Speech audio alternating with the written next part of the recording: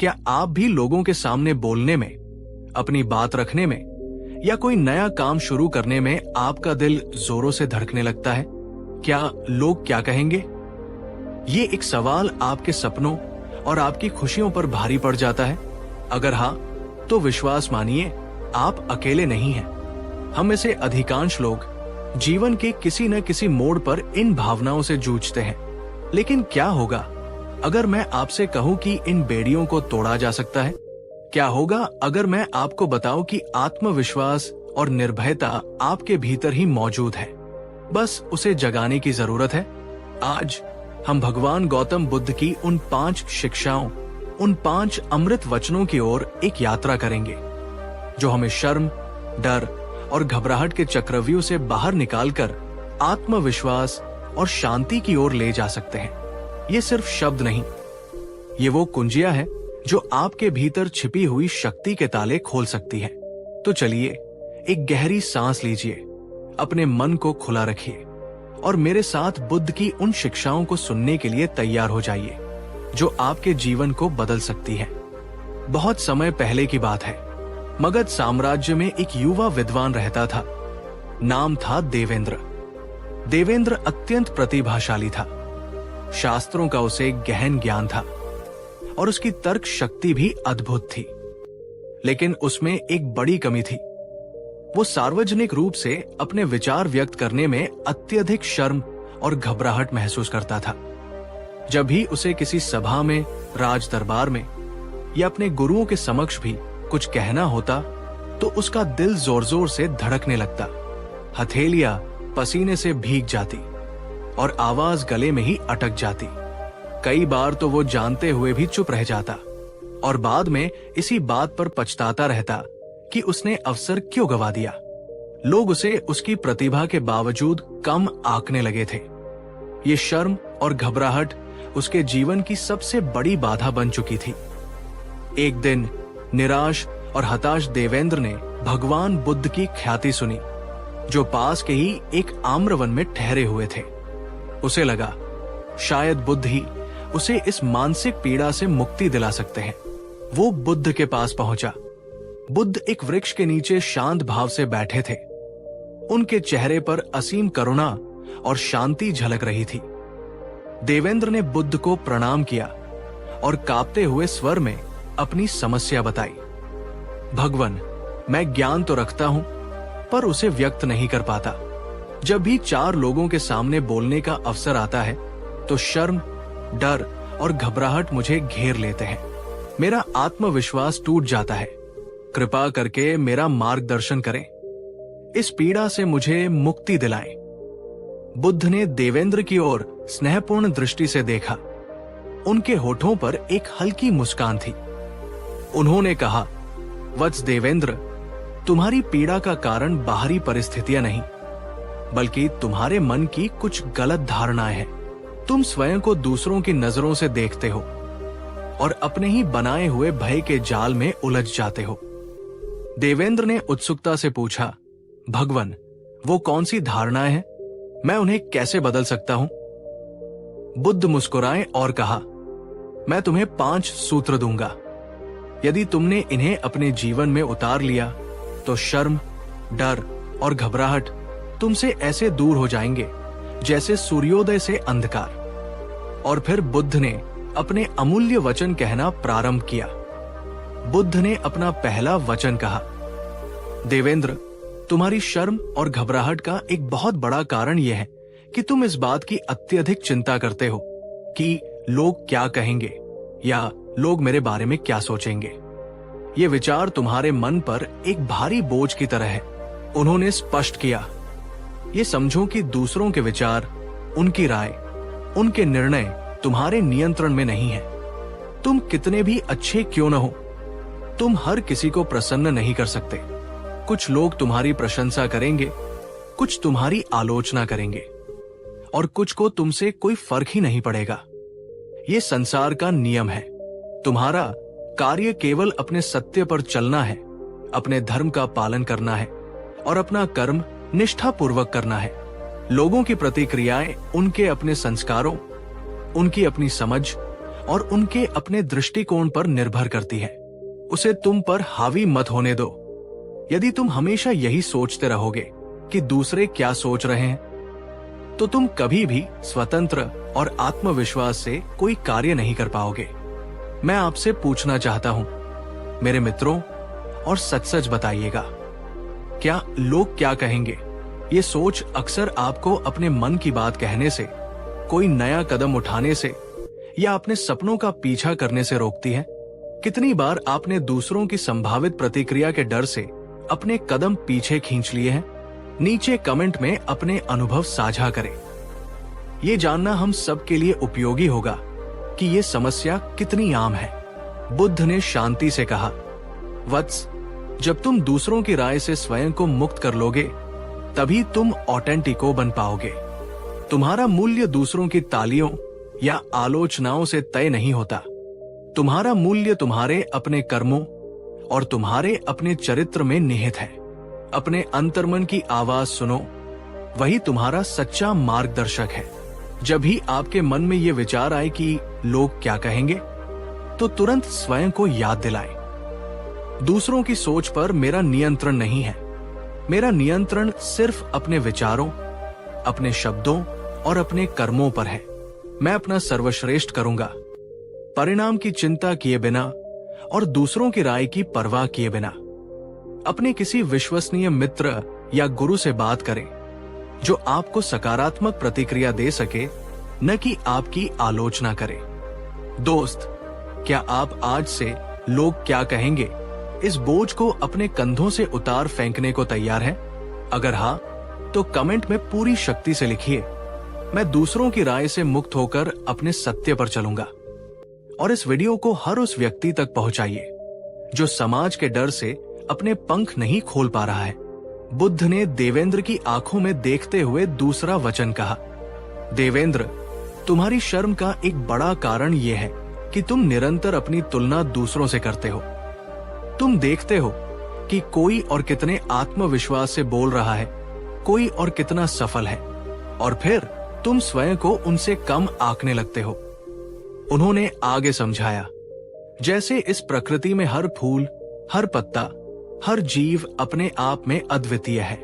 उसकी अपनी खुशबू है, अपना रंग है, अपना गुण है। वैसे ही तुम भी अद्वितीय हो। तुम्हारी अपनी क्षमताएं हैं, तुम्हारा अपना सोचने का ढंग है, तुम्हारा अपना सत्य है। गुलाब कमल बनने की कोशिश नहीं करता और कमल चमेली बनने की। वे जैसे हैं वैसे ही पूर्ण है और सुंदर है। जब तुम स्वयं को किसी और जैसा बनाने की कोशिश करते हो या ये सोचते हो कि तुम किसी और से कमतर हो, तभी शर्म और हीन भावना जन्म लेती है। अपने मौलिक स्वरूप को पहचानो और उसे स्वीकार करो। बुद्ध ने देवेंद्र के कंधे पर हाथ रखते हुए कहा, वत्स, जिस दिन तुम ये समझ जाओगे कि तुम्हारी किसी से कोई प्रतिस्पर्धा नहीं सिवाय अपने आप से बेहतर बनने के, उस दिन तुम्हारी आधी शर्म स्वतः ही समाप्त हो जाएगी। अपनी अच्छाइयों को देखो, अपनी कमियों को स्वीकार करो और उन्हें सुधारने का प्रयास करो, लेकिन किसी और की नकल करके नहीं, बल्कि अपने तरीके से। इस वचन का प्रैक्टिकल उपाय, हर सुबह उठकर शीशे के सामने खड़े होकर स्वयं से कहें, मैं अद्वितीय हूं, मुझ में अपनी खूबियां हैं, मैं किसी से कम नहीं हूं, मैं जैसा भी हूं स्वीकार्य हूं और प्रेम के योग्य हूं। और दिन में जब भी तुलना का विचार मन में आए, तो तुरंत उसे पहचान कर इस एफर्मेशन को दोहराए। अपनी छोटी छोटी सफलताओं को पहचाने और उनकी सराहना करें। मेरे प्यारे दोस्तों, अगर बुद्ध का ये पहला वचन आपके दिल को छू गया हो और आपको अपनी मौलिकता का एहसास हुआ हो, तो इस वीडियो को एक लाइक देकर अपना समर्थन जताएं और इसे उन लोगों के साथ शेयर करें जो अक्सर खुद को दूसरों से कम समझकर शर्मिंदगी महसूस करते हैं। आपका एक शेयर किसी को आत्मविश्वास दिला सकता है। बुद्ध ने देवेंद्र की ओर देखकर, जो अब कुछ अधिक शांत दिख रहा था, तीसरा वचन कहा, देवेंद्र, तुम्हारा जो डर है, तुम्हारी जो घबराहट है, वो अधिकतर उन चीजों को लेकर है जो अभी हुई ही नहीं है। तुम पहले से ही ये कल्पना करने लगते हो कि अगर मैं बोलूंगा तो लोग हंसेंगे, अगर मैं असफल हो गया तो क्या होगा, अगर मुझसे कोई गलती हो गई तो मेरी इज्जत चली जाएगी। उन्होंने समझाया, ये समझो कि डर वर्तमान में नहीं होता, डर हमेशा भविष्य की कोख में पलता है। ये तुम्हारे मन द्वारा बनाई गई एक नकारात्मक कहानी है, एक छाया है।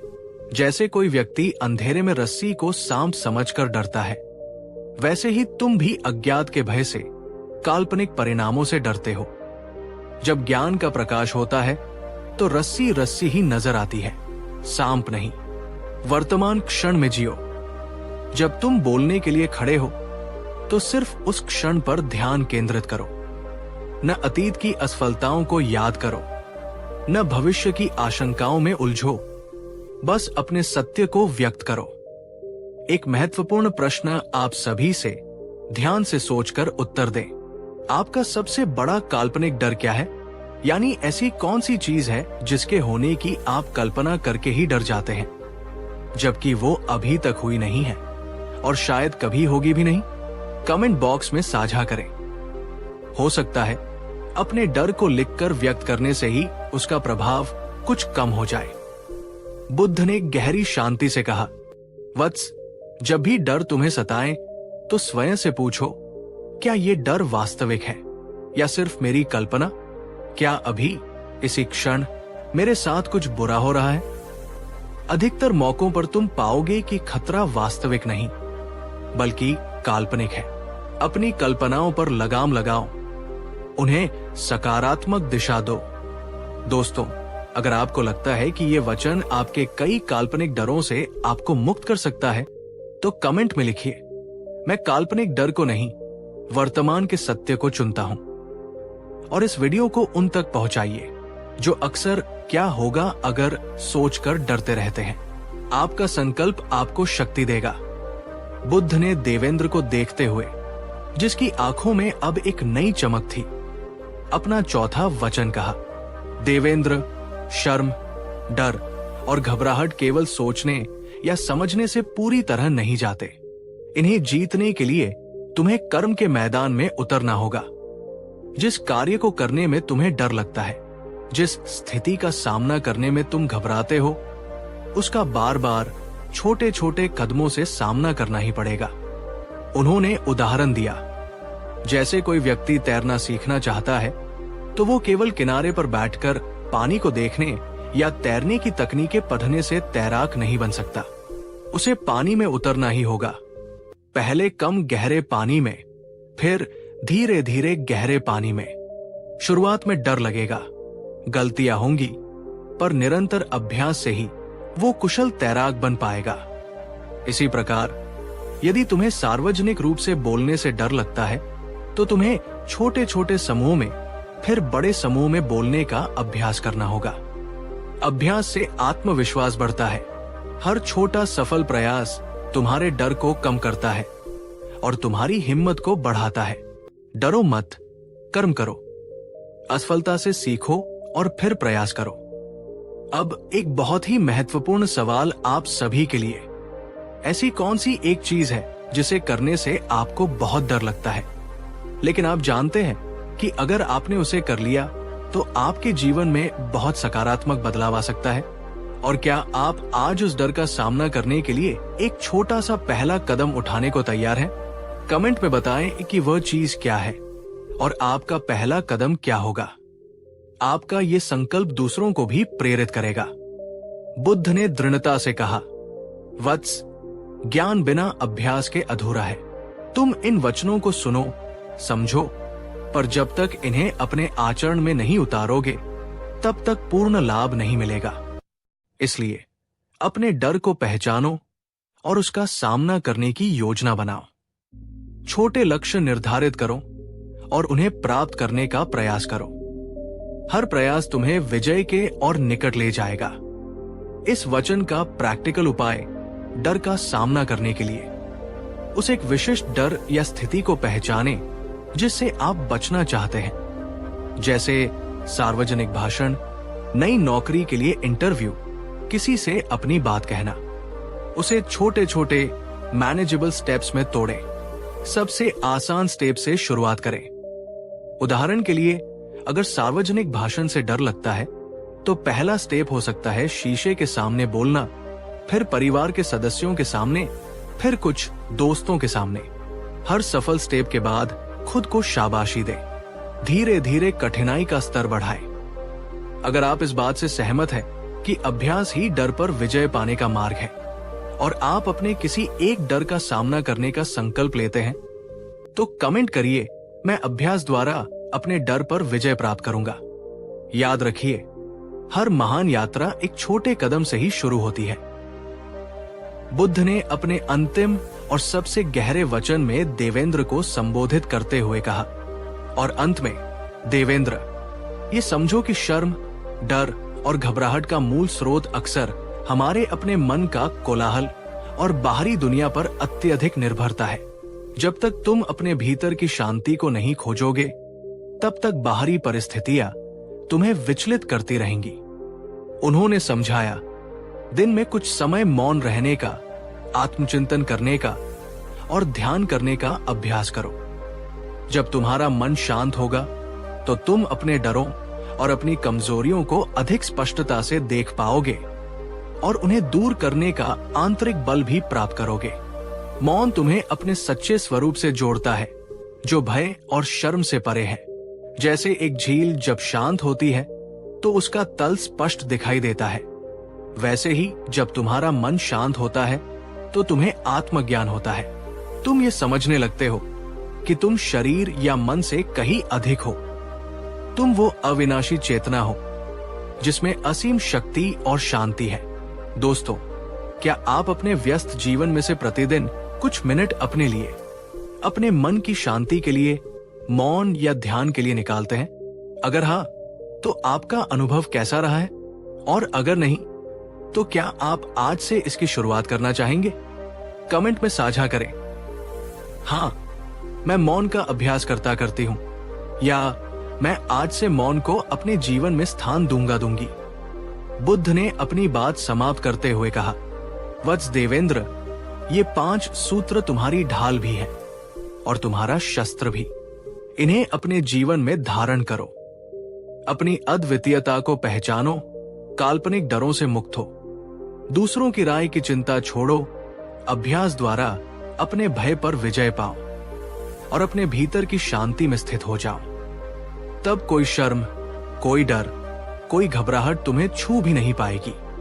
देवेंद्र ने बुद्ध के इन 5 वचनों को अपने हृदय में गहराई से अंकित कर लिया। उसके मन का सारा बोझ हल्का हो गया था, जैसे किसी ने अंधेरे कमरे में दीपक जला दिया हो। उसने बुद्ध को धन्यवाद दिया और एक नए संकल्प के साथ वहां से विदा हुआ। देवेंद्र ने बुद्ध के बताए मार्ग पर चलना शुरू किया। उसने अपनी तुलना दूसरों से करनी छोड़ दी, अपनी मौलिकता को अपनाया। जब भी डर लगता, वो उसे काल्पनिक समझकर वर्तमान पर ध्यान केंद्रित करता। लोग क्या कहेंगे, इस विचार को उसने अपने मन से निकाल दिया। उसने छोटे छोटे अवसरों पर बोलने का अभ्यास शुरू किया, पहले अपने मित्रों के बीच, फिर छोटी सभाओं में। वो प्रतिदिन कुछ समय ध्यान और आत्मचिंतन में भी लगाने लगा। धीरे धीरे चमत्कार होने लगा। उसकी आवाज में दृढ़ता आने लगी, उसके शब्दों में स्पष्टता, उसकी शर्म और घबराहट कम होने लगी, उसका आत्मविश्वास बढ़ने लगा। कुछ ही महीनों में देवेंद्र की ख्याति एक निर्भीक और प्रभावशाली वक्ता के रूप में फैलने लगी। वही देवेंद्र जो कभी बोलने से डरता था, अब बड़े बड़े विद्वानों और राजाओं को भी अपने ज्ञान और वाणी से प्रभावित कर रहा था। एक दिन वो पुनः बुद्ध के दर्शनों के लिए पहुंचा। इस बार उसके चेहरे पर कृतज्ञता के आंसू थे। बुद्ध ने उसे देखकर केवल मुस्कुरा दिया। उनकी मुस्कान में वही असीम करुणा और स्वीकृति थी। बुद्ध ने कहा, वत्स, ये विजय तुम्हारी अपनी है। तुमने ज्ञान को आचरण में उतारा, इसलिए तुम सफल हुए। स्मरण रखो, सच्चा ज्ञान वही है जो जीवन को रूपांतरित कर दे। तो मेरे प्यारे मित्रों, देवेंद्र की ये कहानी और बुद्ध के ये 5 शाश्वत वचन हमें यही सिखाते हैं कि शर्म, डर और घबराहट कोई स्थायी अवस्था नहीं है। ये मन की वो स्थितियां हैं जिन्हें सही समझ और सही अभ्यास से बदला जा सकता है। क्या आपने इन 5 वचनों में अपने लिए कोई समाधान पाया? क्या आपको लगा कि इनमें से कोई एक वचन विशेष रूप से आपके लिए ही था?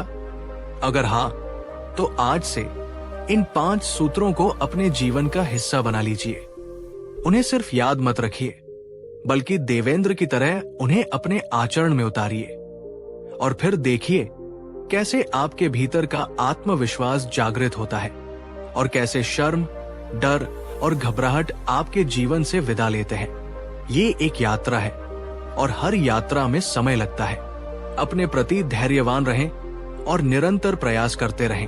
अगर इस वीडियो ने, बुद्ध के इन गहन वचनों ने आपके मन को छुआ है, आपको एक नई दिशा दी है और आपके भीतर एक नई उम्मीद जगाई है, तो कृपया इस वीडियो को एक जोरदार लाइक देकर अपना स्नेह अवश्य दर्शाएं और नीचे कमेंट में लिखकर मुझे जरूर बताइए बुद्ध का कौन सा वचन आज मेरे लिए सबसे महत्वपूर्ण साबित हुआ और मैं उसे अपने जीवन में कैसे उतारूंगा।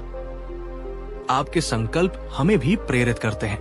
और हाँ, एक बहुत ही महत्वपूर्ण निवेदन, इस वीडियो को अपने उन सभी प्रियजनों, मित्रों और साथियों के साथ शेयर अवश्य करिए जो शर्म, डर या घबराहट के कारण अपने सपनों को पूरा नहीं कर पा रहे हैं, जो अपनी बात कहने से हिचकिचाते हैं या जो आत्मविश्वास की कमी महसूस करते हैं। आपका एक शेयर किसी के जीवन में आत्मविश्वास का सूरज उगा सकता है, ज्ञान का प्रकाश फैलाने में हमारी सहायता करें। अगर आप हमारे इस परिवार का हिस्सा अभी तक नहीं बने हैं, तो ऐसे ही जीवन को बदलने वाले, मन को शांति और शक्ति देने वाले प्रेरणादायक वीडियोस के लिए हमारे चैनल को अभी सब्सक्राइब करें और उस घंटी वाले आइकॉन को भी दबा दें ताकि हमारी कोई भी महत्वपूर्ण प्रस्तुति आपसे छूट न जाए। बिल्कुल नीचे केवल अ सुपर थैंक्स की एक शानदार और भावनात्मक स्पीच दी गई है जिसे आप अपने गौतम बुद्ध पर आधारित YouTube वीडियो के अंत में बोल सकते हैं। अगर आपको मेरी मेहनत पसंद आई हो तो सुपर थैंक्स बटन के जरिए अपना समर्थन जरूर जताएं। आपका एक छोटा सा सहयोग मुझे और बेहतर वीडियो बनाने की प्रेरणा देता है।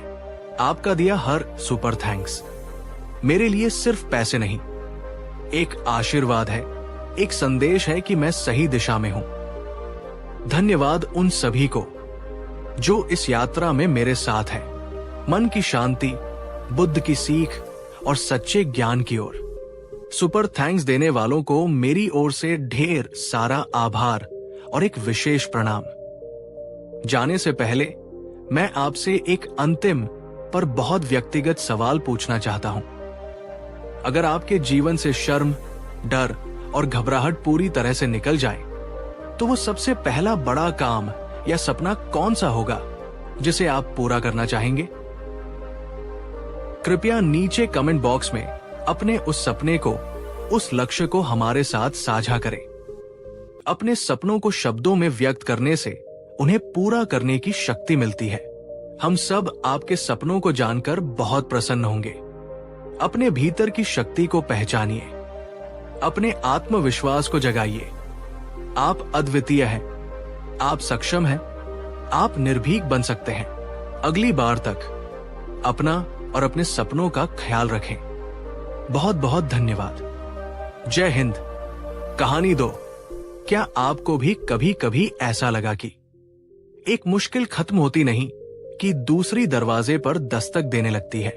क्या आप भी सोचते हैं कि काश कोई ऐसा जादू हो जाए जिससे सारी समस्याएं हमेशा के लिए गायब हो जाएं? दोस्तों, जीवन और समस्याएं एक सिक्के के 2 पहलू की तरह है। जब तक जीवन है, चुनौतियां, कठिनाइयां और अप्रत्याशित बाधाएं आती रहेंगी। ये एक कड़वा सच है, लेकिन सच है। लेकिन क्या हो अगर मैं आपसे कहूं कि समस्याओं को खत्म करने का प्रयास करने के बजाय हम खुद को इतना मजबूत बना सकते हैं कि कोई भी समस्या हमें तोड़ न सके? आज मैं आपको भगवान गौतम बुद्ध के उस गहन ज्ञान और मार्ग से परिचित कराऊंगा जो हमें ये सिखाता है कि बाहरी परिस्थितियों को बदलने की कोशिश करने से कहीं अधिक शक्तिशाली है अपने भीतर की शक्ति को जगाना।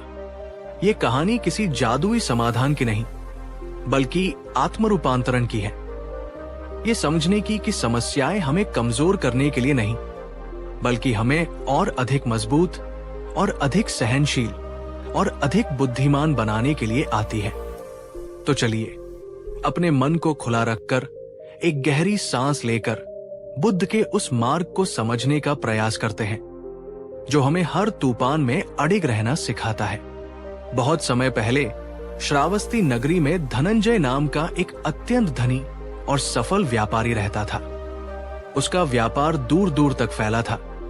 उसके पास सुख सुविधाओं की कोई कमी नहीं थी और समाज में उसका बड़ा मान सम्मान था। उसे लगता था कि जीवन हमेशा ऐसा ही सुखमय रहेगा। लेकिन फिर दुर्भाग्य ने एक के बाद एक दस्तक दी। समुद्र में आए एक तूफान ने उसके माल से लदे जहाज डुबो दिए। उसके सबसे विश्वस्त साझेदार ने उसे धोखा दिया और उसका सारा धन लेकर भाग गया। उसके अपने ही परिवार में कलह और बीमारियां घर कर गई। कुछ ही वर्षों में धनंजय अर्श से फर्श पर आ गया। वो कंगाल, अकेला और पूरी तरह से टूट चुका था। जो लोग कभी उसकी आवभगत करते थे, वे अब उससे नजरें चुराने लगे थे। धनंजय को लगने लगा कि उसके जीवन का कोई अर्थ नहीं बचा। वो हर समय अपनी किस्मत को कोसता रहता और सोचता कि उसके साथ ही ऐसा क्यों हुआ। उसने कई ज्योतिषियों और तांत्रिकों के चक्कर लगाए, पर उसकी समस्याएं कम होने के बजाय बढ़ती ही गई। एक दिन अत्यंत निराशा की स्थिति में उसे किसी ने बताया कि नगर के बाहर एक आम्रवन में भगवान बुद्ध ठहरे हुए हैं, जो हर दुखी और पीड़ित व्यक्ति को शांति का मार्ग दिखाते हैं। एक आखिरी उम्मीद लेकर फटे पुराने वस्त्रों में धनंजय बुद्ध के पास पहुंचा। बुद्ध एक वृक्ष के नीचे शांत भाव से बैठे थे। उनके चेहरे पर असीम करुणा और शांति थी। धनंजय उनके चरणों में गिर पड़ा और बिलख बिलख कर रोने लगा। उसने अपनी सारी व्यथा बुद्ध के सामने कह सुनाई। भगवान, तथागत, मेरे जीवन में दुखों का अंत ही नहीं हो रहा। एक के बाद एक समस्याएं मुझे घेरे हुए हैं। मैं पूरी तरह से टूट चुका हूं, हार चुका हूं। क्या मेरे जीवन से ये समस्याएं कभी खत्म नहीं होंगी? मुझे कोई ऐसा मार्ग बताएं जिससे ये सब समाप्त हो जाए और मुझे शांति मिले। बुद्ध ने धनंजय को बड़े धैर्य और करुणा से सुना। जब वो शांत हुआ तो बुद्ध ने अत्यंत स्नेहपूर्ण स्वर में कहा, उठो धनंजय, मैं तुम्हारी पीड़ा समझता हूं, लेकिन एक बात गांठ बांध लो। जब तक ये शरीर है, जब तक ये संसार है, तब तक समस्याएं, दुख और परिवर्तन जीवन का हिस्सा रहेंगे। तुम समस्याओं को पूरी तरह से समाप्त नहीं कर सकते, जैसे तुम नदी के प्रवाह को हमेशा के लिए रोक नहीं सकते। धनंजय ये सुनकर और निराश हो गया। तो फिर क्या लाभ भगवान? क्या मुझे ऐसे ही घुट घुट कर मरना होगा? बुद्ध मुस्कुराए। नहीं धनंजय, तुम समस्याओं को खत्म नहीं कर सकते, पर तुम स्वयं को इतना मजबूत अवश्य बना सकते हो कि कोई भी समस्या तुम्हें तोड़ न सके, तुम्हें विचलित न कर सके। तुम उन लहरों को नहीं रोक सकते जो समुद्र में उठती है, पर तुम एक मजबूत नाव बनना सीख सकते हो जो हर लहर का सामना कर सके। मैं तुम्हें वो मार्ग दिखाऊंगा जिससे तुम बाहरी परिस्थितियों के दास नहीं, बल्कि अपने आंतरिक बल के स्वामी बनोगे। और तब बुद्ध ने उसे वे सिद्धांत सिखाए जो व्यक्ति को भीतर से मजबूत बनाते हैं। बुद्ध ने अपना पहला सिद्धांत समझाया, धनंजय, जीवन में दुख, पीड़ा, हानि और अप्रिय स्थितियों का आना स्वाभाविक है। ये पहला आर्य सत्य है। जब तक तुम इस सत्य को स्वीकार नहीं करोगे, तब तक तुम निरंतर इससे लड़ते रहोगे, इसे नकारते रहोगे और तुम्हारी पीड़ा और बढ़ती जाएगी। उन्होंने आगे कहा, समस्या ये नहीं है कि दुख आता है, समस्या ये है कि हम उसे स्वीकार नहीं करना चाहते। हम चाहते हैं कि जीवन हमेशा हमारी इच्छा के अनुसार चले, हमेशा सुखमय रहे, लेकिन ये संभव नहीं है। जब तुम इस वास्तविकता को स्वीकार कर लेते हो कि हाँ, जीवन में कठिनाइयां आएंगी, तो तुम्हारा आधा संघर्ष वहीं समाप्त हो जाता है। स्वीकृति कड़वी लग सकती है, पर यह शांति की ओर पहला कदम है। जैसे तुम ये स्वीकार करते हो कि दिन के बाद रात आएगी और गर्मी के बाद सर्दी, वैसे ही सुख के बाद दुख और सफलता के बाद असफलता भी आ सकती है। इसे स्वीकार करो। इससे लड़ने में अपनी ऊर्जा व्यर्थ मत करो, बल्कि इसे समझने और इससे सीखने का प्रयास करो। दोस्तों, अब एक सवाल आपसे, क्या आप अपने जीवन की कठिन परिस्थितियों या समस्याओं को आसानी से स्वीकार कर पाते हैं? या आप अक्सर मेरे साथ ही ऐसा क्यों होता है, इस सवाल में उलझे रहते हैं? क्या स्वीकृति आपको कमजोर बनाती है या आपको स्थिति का बेहतर सामना करने के लिए तैयार करती है? कमेंट में लिखिए, मैं स्वीकृति का अभ्यास करती हूँ, या मुझे स्वीकृति में कठिनाई होती है।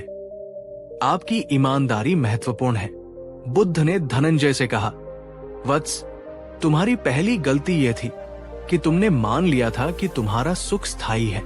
जब परिस्थितियां बदली तो तुम उसे स्वीकार नहीं कर पाए और टूट गए। स्वीकृति का अर्थ हार मान लेना नहीं है, बल्कि वास्तविकता को समझकर उसके अनुरूप अपने आप को ढालने और उससे उबरने की तैयारी करना है।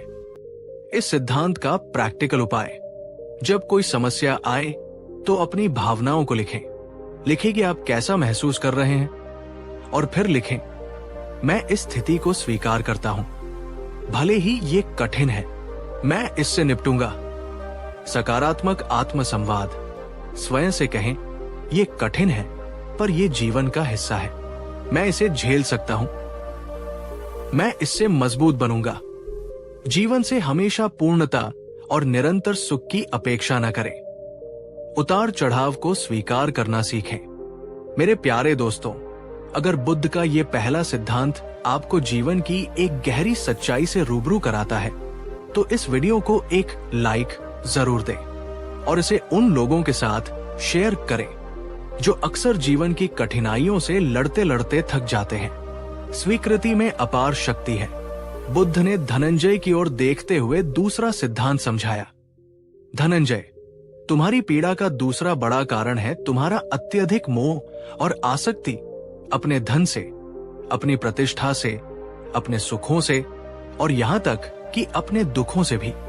जब तुम किसी चीज से बहुत अधिक जुड़ जाते हो, तो उसके बदलने या खो जाने पर तुम्हें उतना ही अधिक कष्ट होता है।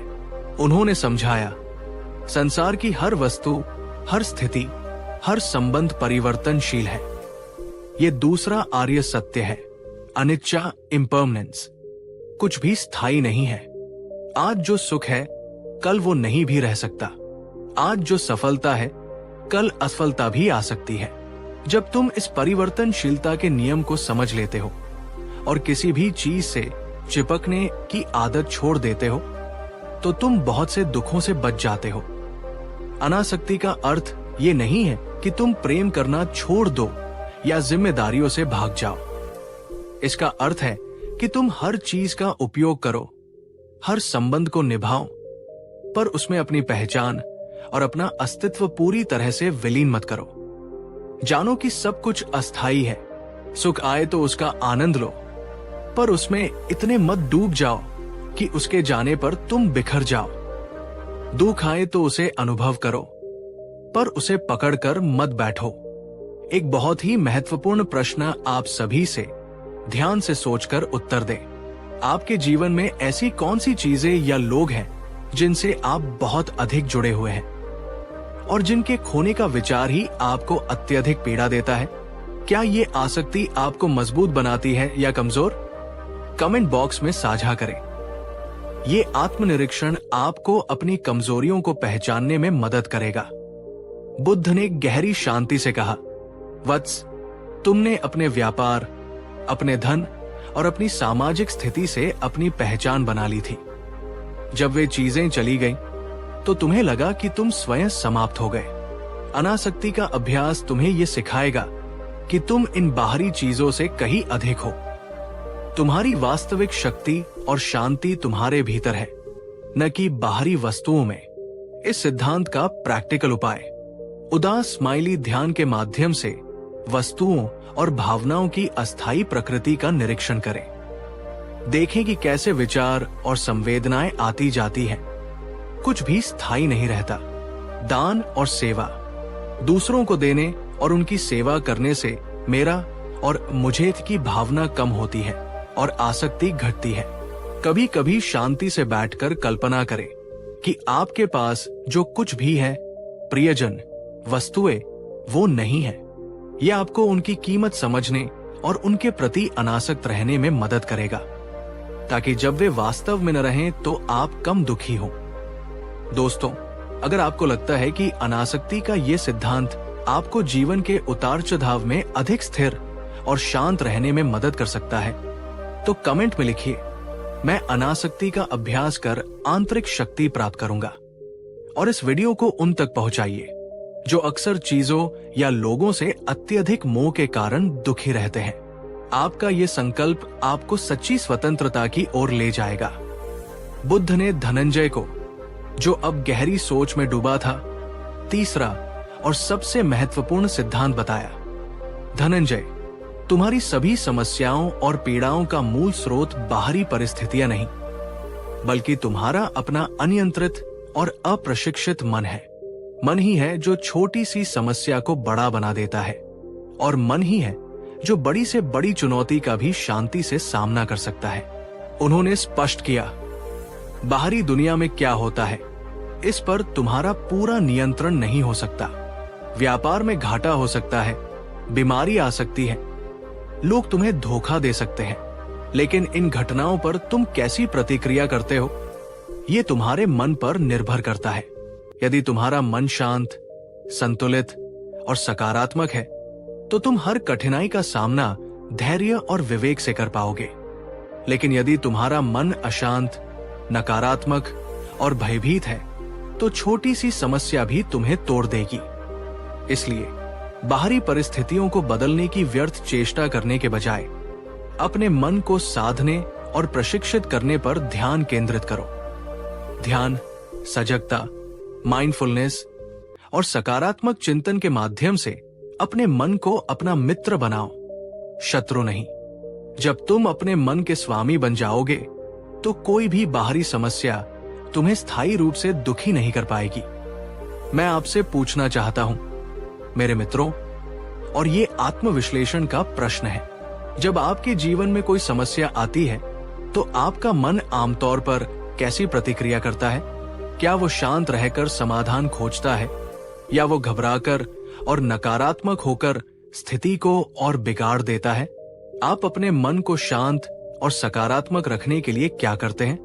नीचे कमेंट में अपनी रणनीतियां साझा करें।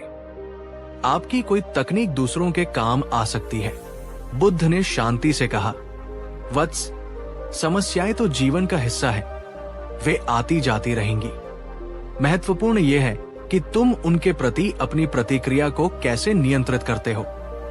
अपने मन को इतना मजबूत बनाओ कि वो हर परिस्थिति में अडिग रहे, जैसे तूफान में एक चट्टान। यही सच्ची शक्ति है।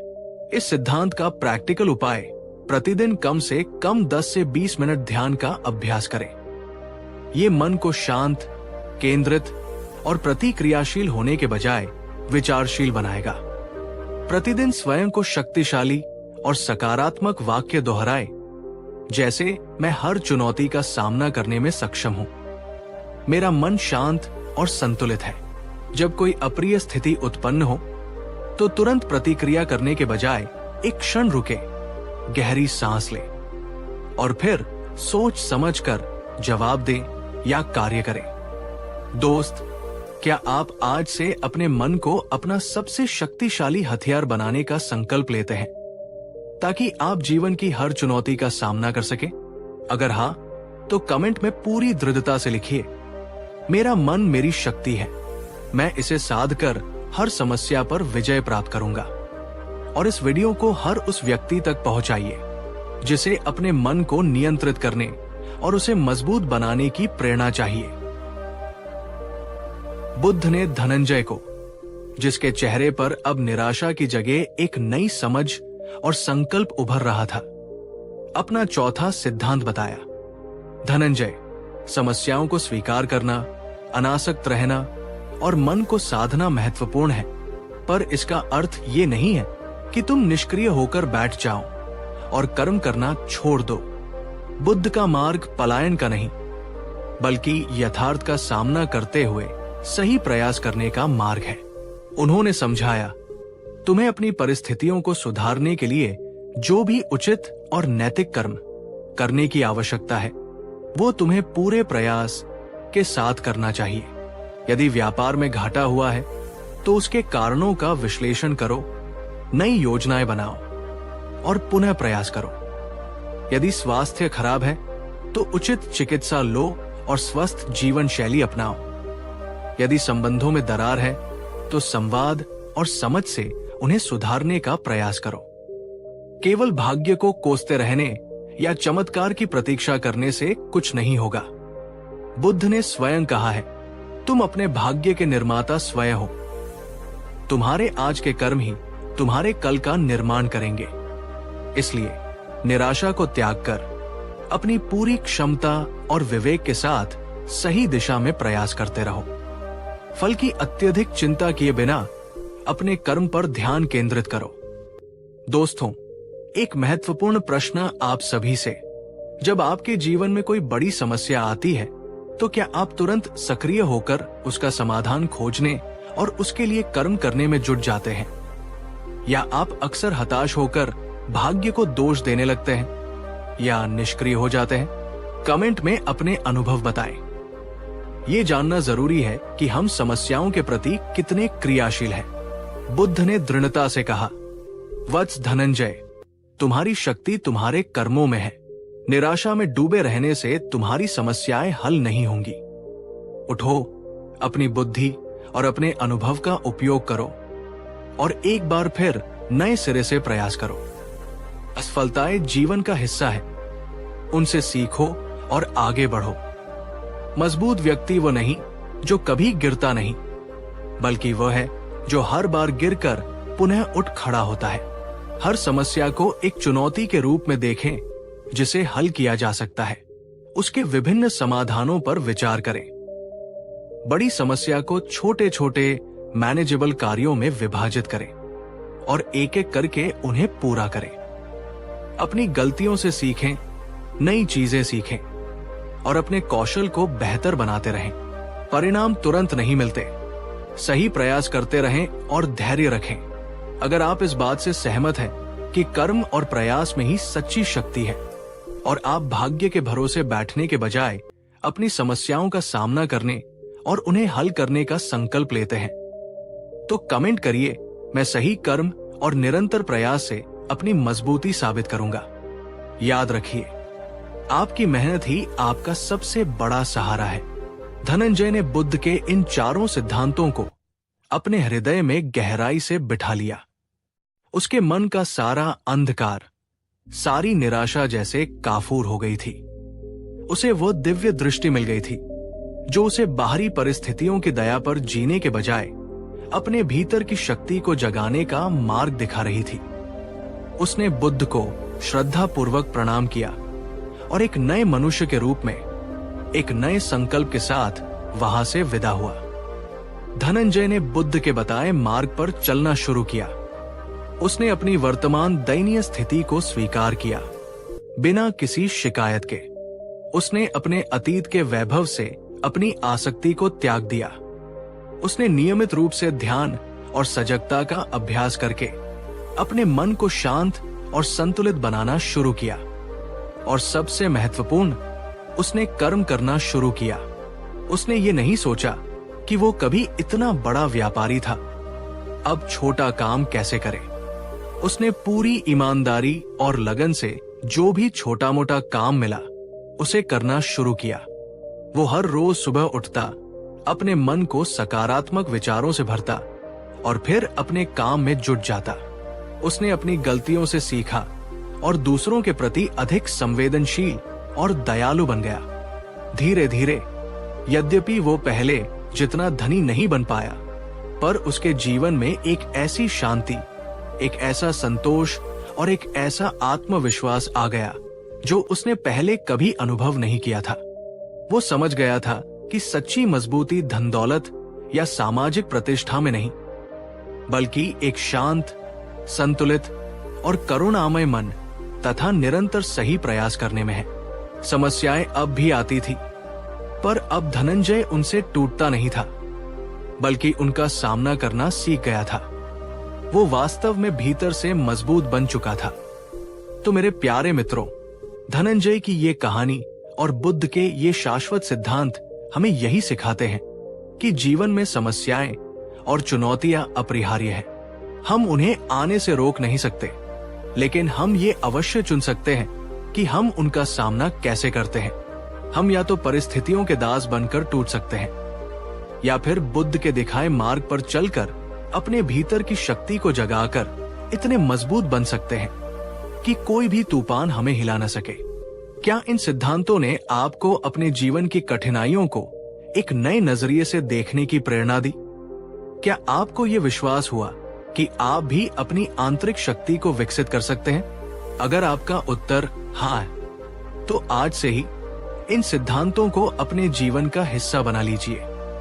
स्वीकृति, अनासक्ति, मन का प्रशिक्षण और सही कर्म, ये वो स्तंभ हैं जिन पर आप अपनी मजबूती की इमारत खड़ी कर सकते हैं। और फिर देखिएगा, समस्याएं आएंगी और जाएंगी, पर आप अडिग रहेंगे, शांत रहेंगे और हर अनुभव से सीखते हुए और अधिक मजबूत बनते जाएंगे।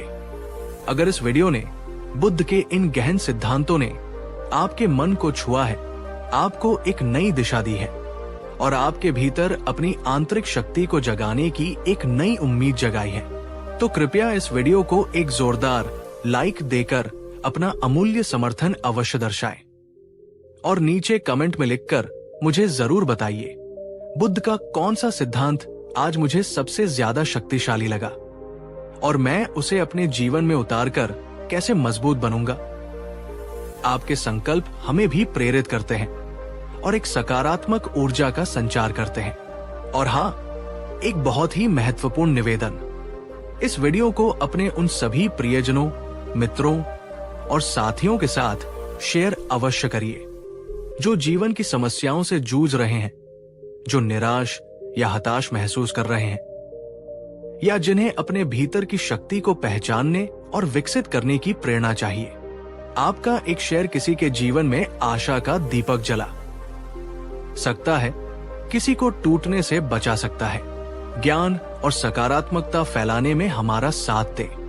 अगर आप हमारे इस परिवार का हिस्सा अभी तक नहीं बने हैं और ऐसे ही जीवन को बदलने वाले, मन को शांति और शक्ति देने वाले प्रेरणादायक वीडियोस निरंतर प्राप्त करना चाहते हैं, तो हमारे चैनल को अभी सब्सक्राइब करें और उस घंटी वाले आइकॉन को भी दबा दें, ताकि हमारी कोई भी महत्वपूर्ण प्रस्तुति आपसे छूट न जाए। दोस्तों, अगर आप यहां तक वीडियो देख रहे हैं, तो इसका मतलब है कि आप सच में बुद्ध की शिक्षाओं को समझना चाहते हैं और इसी वजह से एक बात दिल से कहनी है, और आप सभी का बहुत बहुत धन्यवाद। आपके प्यार, आपके कमेंट्स और आपके लाइक से ही ये चैनल जिंदा है।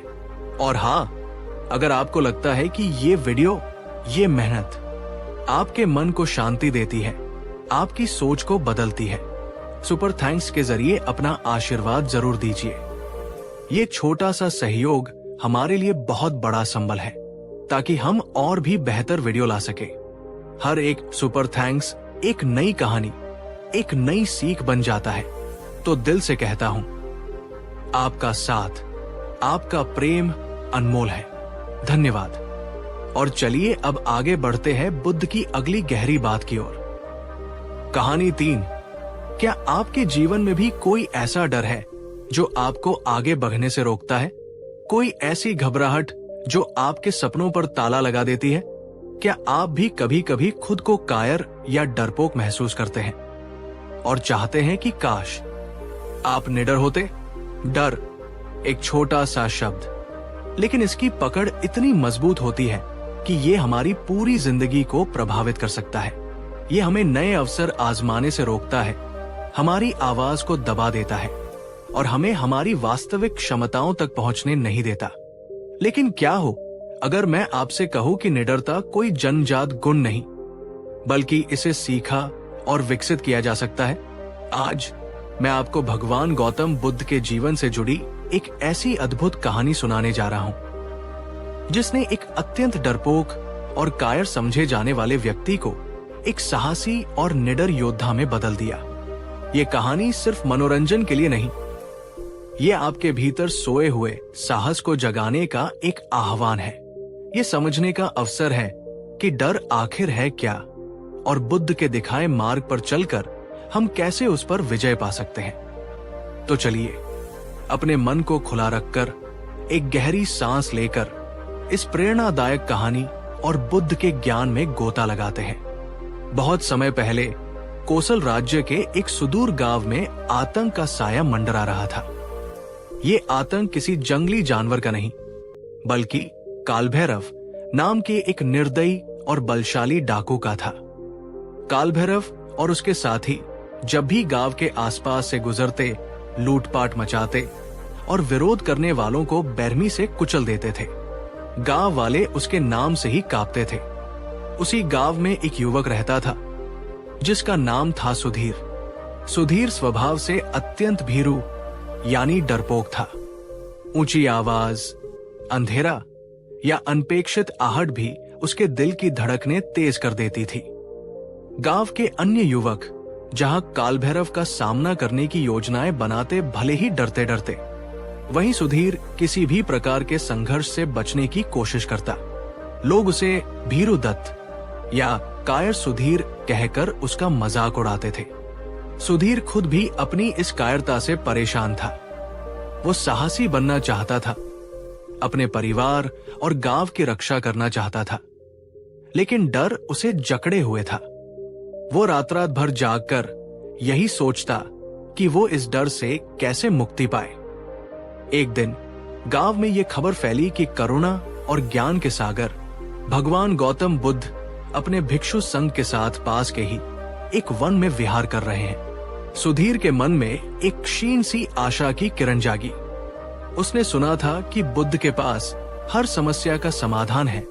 वे असंभव को भी संभव कर देते हैं। अत्यंत साहस जुटाकर और रास्ते में कालभैरव के मिल जाने के डर को किसी तरह दबाकर सुधीर रात के अंधेरे में ही बुद्ध से मिलने के लिए निकल पड़ा। वो बुद्ध के पास पहुंचा। बुद्ध एक विशाल वृक्ष के नीचे मंद चांदनी में ध्यानस्थ बैठे थे।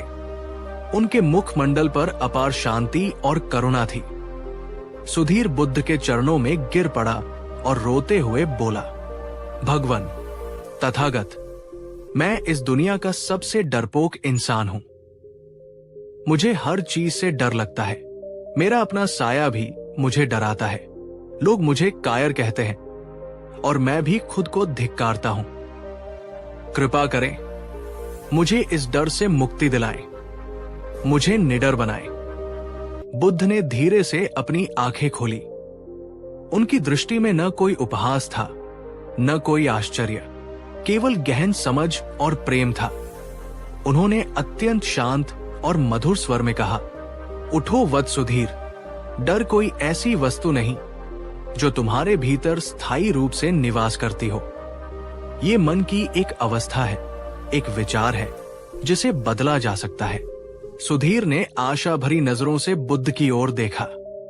पर कैसे भगवान, मैं क्या करूं? बुद्ध मुस्कुराए।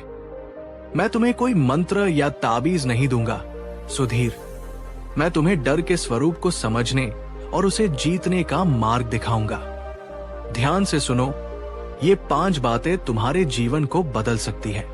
और तब बुद्ध ने उसे वे 5 महत्वपूर्ण शिक्षाएं दी, जिन्होंने न केवल सुधीर बल्कि इतिहास में अनेकों को डर पर विजय पाने में सहायता की है।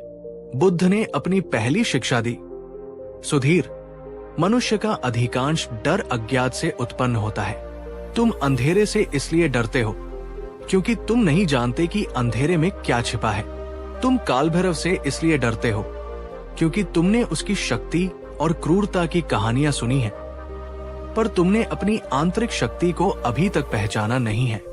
उन्होंने समझाया, ज्ञान प्रकाश की तरह है, जैसे प्रकाश के आते ही अंधेरा मिट जाता है, वैसे ही जब तुम किसी स्थिति, व्यक्ति या अपने ही मन के बारे में सही ज्ञान प्राप्त करते हो तो उससे जुड़ा भय स्वतः ही कम होने लगता है। डर को भगाने की कोशिश मत करो, डर के कारण को समझने की कोशिश करो।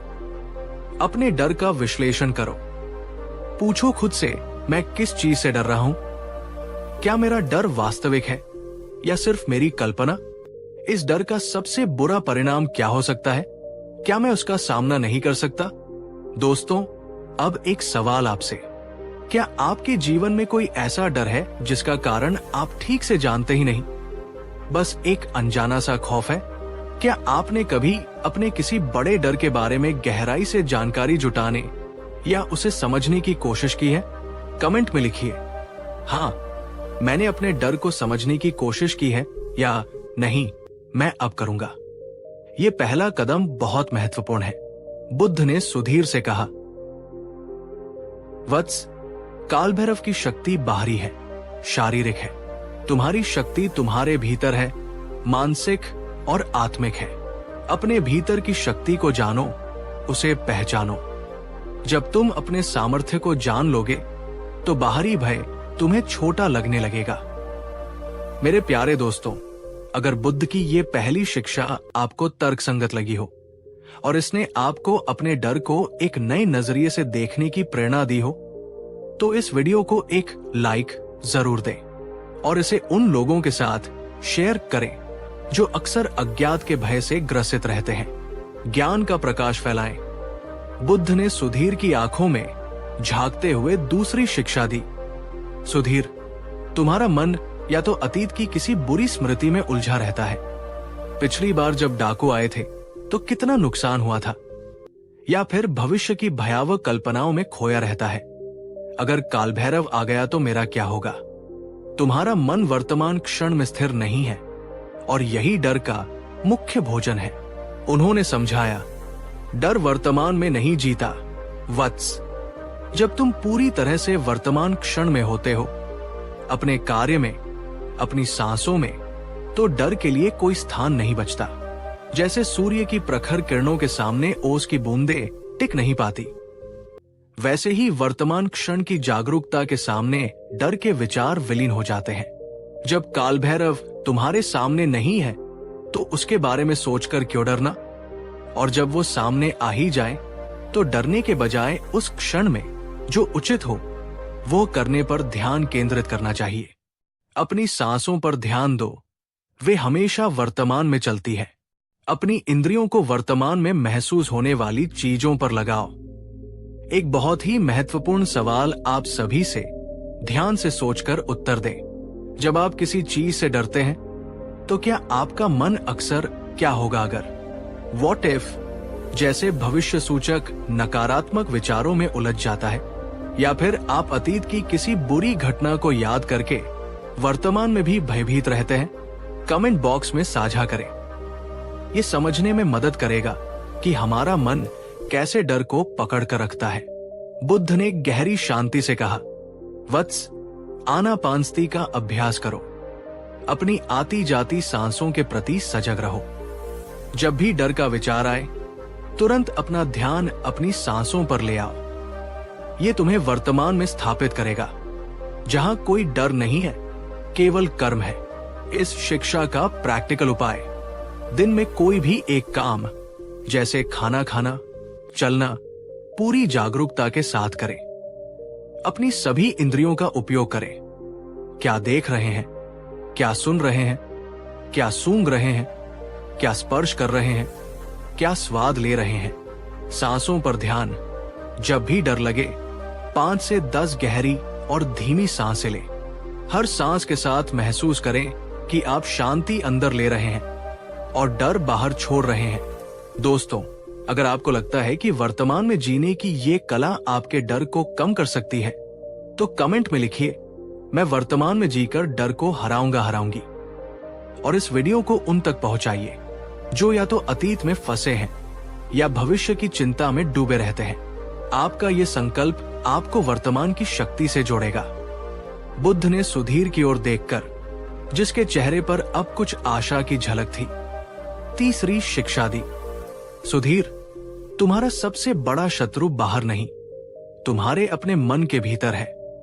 तुम्हारे नकारात्मक और भयभीत करने वाले विचार। तुम निरंतर स्वयं को मैं डरपोक हूं, मैं कुछ नहीं कर सकता, मैं हार जाऊंगा जैसे संदेश देते रहते हो। और तुम्हारा मन इन्हीं संदेशों को सच मान लेता है।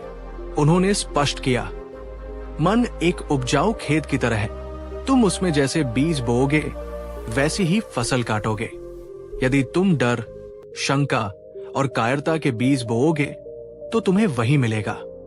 लेकिन यदि तुम साहस, आत्मविश्वास और दृढ़ता के बीज बोओगे तो तुम्हारा जीवन उसी दिशा में परिवर्तित होने लगेगा।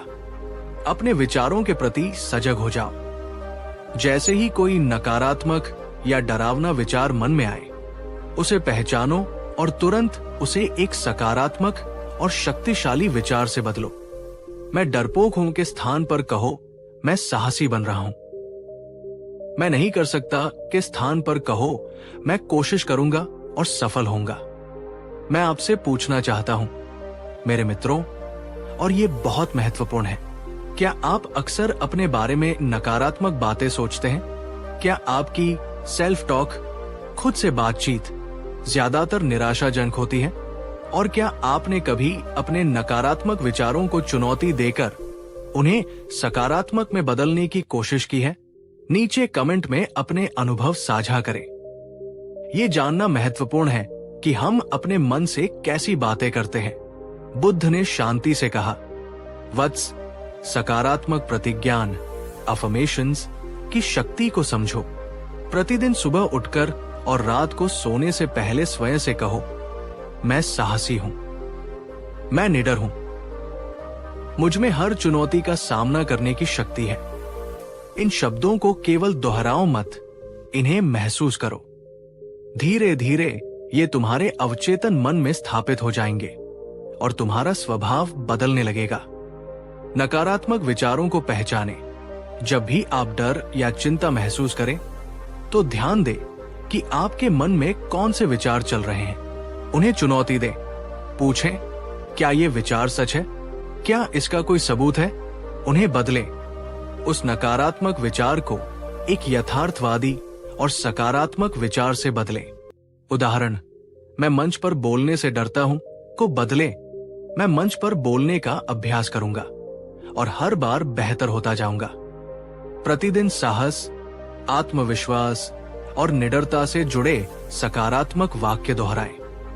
दोस्त, क्या आप आज से अपने विचारों की बागडोर अपने हाथ में लेने को तैयार हैं और नकारात्मकता को सकारात्मकता से बदलने का संकल्प लेते हैं? अगर हाँ, तो कमेंट में पूरी शक्ति से लिखिए, मेरे विचार मेरी शक्ति है, मैं सकारात्मक सोचूंगा और निडर बनूंगा। और इस वीडियो को हर उस व्यक्ति तक पहुंचाइए जो नकारात्मक विचारों के जाल में फंसा हुआ है। बुद्ध ने सुधीर को देखते हुए, जिसकी आंखों में अब ज्ञान की प्यास और गहरी हो गई थी, अपनी चौथी शिक्षा दी। सुधीर, डर अक्सर स्वार्थ और मैं और मेरा की भावना से जुड़ा होता है। मेरा क्या होगा? मुझे चोट न लग जाए, मेरा नुकसान न हो जाए। जब हम केवल अपने बारे में सोचते हैं तो डर हमें आसानी से घेर लेता है। उन्होंने समझाया, इसके विपरीत, जब तुम अपने हृदय में दूसरों के प्रति करुणा और मैत्री का भाव जगाते हो तो तुम्हारा ध्यान स्वयं से हटकर दूसरों की भलाई पर केंद्रित हो जाता है। जब तुम किसी और की पीड़ा को दूर करने का प्रयास करते हो या किसी की रक्षा के लिए खड़े होते हो तो तुम्हारा अपना डर गौण हो जाता है। प्रेम और करुणा में वो शक्ति है जो बड़े से बड़े डर को भी पिघला सकती है। काल भैरव से तुम्हें इसलिए भी अधिक डर लगता है क्योंकि तुम उसे एक शत्रु के रूप में देखते हो जो केवल तुम्हें नुकसान पहुंचा सकता है। पर यह भी सोचो कि वह भी किसी न किसी दुख या अज्ञान के कारण ही इस मार्ग पर है। अपने मन में सभी प्राणियों के प्रति, यहां तक कि अपने शत्रुओं के प्रति भी घृणा नहीं बल्कि करुणा का एक अंश रखने का प्रयास करो।